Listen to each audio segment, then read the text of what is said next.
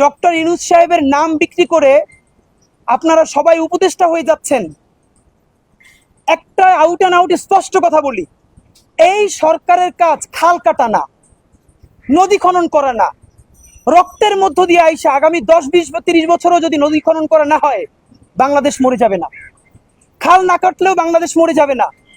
বাংলাদেশে গণহত্যার বিচার না করলে বাংলাদেশ মরে যাবে। বাংলাদেশের স্বাধীনতা সার্বভৌমত্ব বাঁচবে কিনা, এইটা প্রশ্নটা এখন নির্ভর করছে জুলাই বাঁচার উপর। জুলাই না বাঁচলে বাংলাদেশ বাঁচবে না। সেই প্রশ্নে যখন এই সরকারের প্রথম বারবার মিটিং হওয়ার কথা ছিল বিএনপি, আওয়ামী লীগকে কোন ফরম্যাটে নিষিদ্ধ করা যায়, গণহত্যার বিচারটা কত দ্রুত নিশ্চিত করা যায়, তারা সেটা না করে এত কিছুর মধ্যে আরো 10টা কমিশন করেছে, তারা নারী কমিশন করেছে।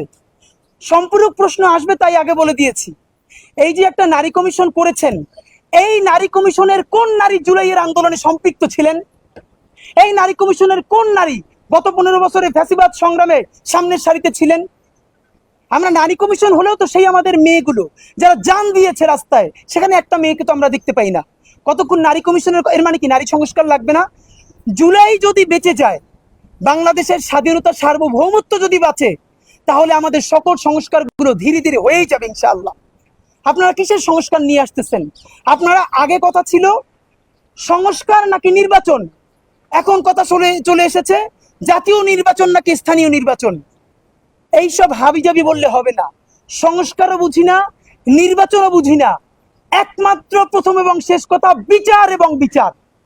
এই সরকারের প্রথম এবং শেষ কাজ, তাকে বিচার করতে হবে। আপনাদেরকে স্পষ্ট জানাতে চাই,